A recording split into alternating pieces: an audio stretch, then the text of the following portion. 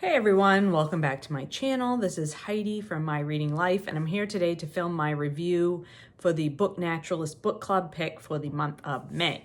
So in May, we read The Sakura Obsession, the incredible story of the plant hunter who saved Japan's cherry blossoms by Naoko Abe. And this book was originally published quite a while ago in Japanese originally. So this originally was published in Japan as Cherry Ingram, the English savior of Japan's cherry blossoms. That was in 2016. And then it was rewritten and translated and published as Cherry Ingram, the Englishman who saved Japan's blossoms in Great Britain. And it has subsequently come out in the United States and other places as the Sakura Obsession. So it's had several different titles and several different iterations. The author, Naoko Abe, is Japanese. She was born in Japan and was a journalist in Japan, a political journalist, I believe. And then she married a British man and moved to London in 2001. They have 2 children, and now she works as a freelance journalist. And she wrote this book, The Sakura Obsession.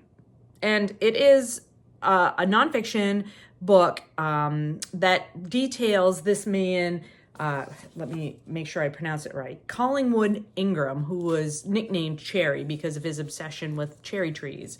Collingwood Ingram was an Englishman at the turn of the 1900s.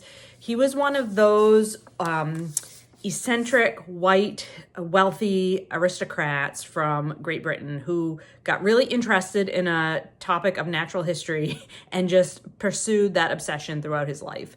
So Ingram, when he was first, and a young man, he was really into birds and birding. And so he pursued that interest for a while. And then he became kind of disillusioned with the state of science around ornithology and decided to pursue his secondary obsession, which was cherry trees, particularly flowering cherry trees, and even more particularly ornamental flowering cherry trees. Although he did also grow some fruit varieties as well. But he was really interested in all the varieties of wild and cultivated flowering cherry trees. And so this book details his life from the early 1900s, his parents and his family, and how he sort of came into, acquired the ability to sort of chase this obsession. And there are a lot of men like this, but he was kind of one of the last of the Edwardian period of these sort of natural, obsessed with the natural world, had the money to sort of chase that down and had the wherewithal, didn't have to be doing something else, so he had the time to do it. And so he did. This was all in the years up before the Second World War. He traveled around the world and visited different places and brought home different specimen of cherry trees, and became particularly obsessed with Japan's cherry trees. As you may know, cherry trees and cherry blossoms are very evocative of Japanese culture. They have been a symbol of Japanese culture for, like 2,000 years or something. And particularly in the 1800s and on into the 1900s, sort of the view of the Japanese towards cherry blossoms, or how the ruling classes used the symbolism of the cherry blossoms to kind of get the populace to do what they wanted, kind of changed from that late 1800s into the 1900s. So that was really interesting. So it was very interesting to read about this eccentric, wealthy Englishman and his sort of plant hunting around the world, and the different individuals that he met who were also interested in cherry trees and flowering cherries. That was interesting. But what was really interesting to me was how the cultural symbolism of cherry blossoms has changed over time in Japan from, the Edo period with the shoguns and the samurais, and from that, how Japan was governed under that system to where they are now with an emperor and, post World War II, of course. But between 1850 and World War II, there was this drive in Japan to nationalize and to move away from sort of the feudal form of government into a, the powers that be were very interested in developing the military and to make Japan a power in the world, and to make up. There was a sense that Japan needed to make up for lost time in that way. And cherry blossoms became sort of a symbol of how the powers that be wanted people to think about Japan as a nation, because they hadn't really thought about Japan that way. The people that lived in Japan were more connected to their little section that was governed by a samurai lord. So that was what they identified with as their place, rather than the entire country of Japan. So that was really interesting to read about that history, because I really know very, very little about the history of, I'm sorry, there was a loud noise outside and that just startled me. I did not know very much about the history of Japan in this way, how their governing system changed, and how the cherry blossom was used to, create national solidarity, basically. And then World War II happened, and the cherry blossom was really used as propaganda to convince the citizenry of Japan to sacrifice themselves for the emperor. That, dying cherry blossoms and the petals of the cherry blossom falling out of the sky or falling from the trees through the sky or whatever, like that symbolized the willingness of the young men of the nation to basically martyr themselves by going, not wanting to live through this war because they wanted to die for the emperor. So I thought that was all very interesting. And to demonstrate that, I would just like to read a little section that I marked here. I always like to read a little section so you can get an idea of the writing style. And I would not say that this book is a straightforward sort of natural history of something. And it's a combination of the history of the cherry trees and cherry blossom varieties and Japan and England in this time period, of 1900s. But I think that this will give you an idea of the writing style. The fact was that in little more than a generation, Japan's leaders had quietly and imperceptibly transformed the symbolic meaning of the cherry blossom, flowers of peace for more than 2,000 years, into flowers of mass destruction. Never before had one flower's symbolism changed so rapidly. As the emphasis on what the cherry stood for differed over the years, the shift from living to falling went largely unnoticed, according to Amiko Onuki-Tierney, an anthropologist at the University of Wisconsin. That was because cherry blossoms represented conflicting images of life and death to the Japanese throughout their history.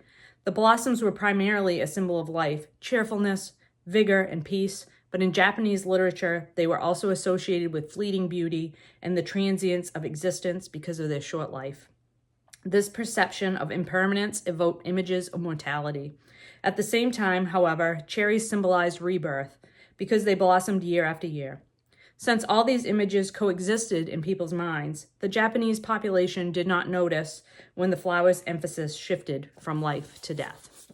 So I thought that was extremely interesting. I was really fascinated by this transformation of a national symbol. It was really interesting to read about cherry trees, although I will say I became very overwhelmed with the names of all the varieties of cherries. And I will say in my edition, there is a glossary, which I didn't realize until the end, of cherry varieties, so you could look them up. Also, I will say that this particular edition has lovely color photographs of cherries, trees, and cherry blossoms. The different sections have lovely pen and ink line drawings of cherry blossoms. And this gorgeous cover hides the fact that we have a lovely pink hardcover underneath. So this is a lovely object to read. Not only interesting information, but a lovely object to read. So I would say, I would say my only caveat with this would be if you don't particularly like your nature writing mixed in with history nonfiction, you might find this one a little dry. I really enjoyed it for the most part. Like I said, the names of all the cherry varieties did become a bit daunting over time. But I am fascinated by these eccentric, wealthy white guys who ran around studying things just because they were interested in them. The privilege to do that kind of activity and not have to work and not have to take care of anyone. I will say, God bless, Ingram's like long-suffering wife who he just left to like manage all of their children and their estate and everything while he ran around the world looking for cherry trees. Like, God bless her. And that was like a definite characteristic of the type. And I really enjoyed learning more about the history of Japan, although it was awfully sad to read about the death and destruction during World War II, as it always is when you read about anything about World War II. So those are my only two caveats about this particular book. Otherwise, I very much enjoyed my time spent with it. So this was the book that we read for May for Book Naturalist Book Club.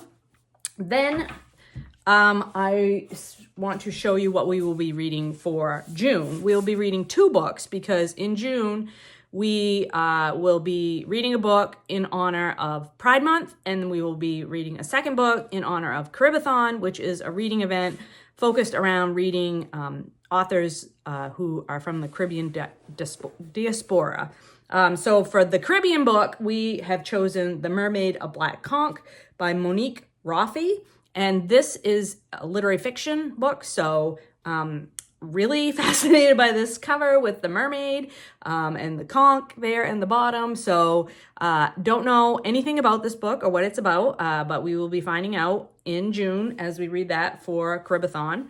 And then for nonfiction nature writing, we are going to read How Far the Light Reaches, A Life in 10 Sea Creatures by Sabrina Imbler. And Sabrina Imbler is a member of the LGBTQIA community.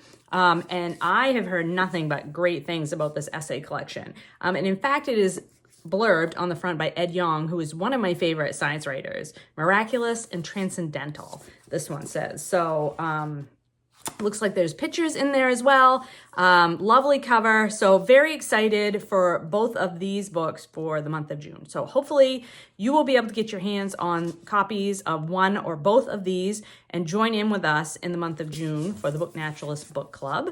I hope you're all doing well and finding some great books to read. I will talk to you later.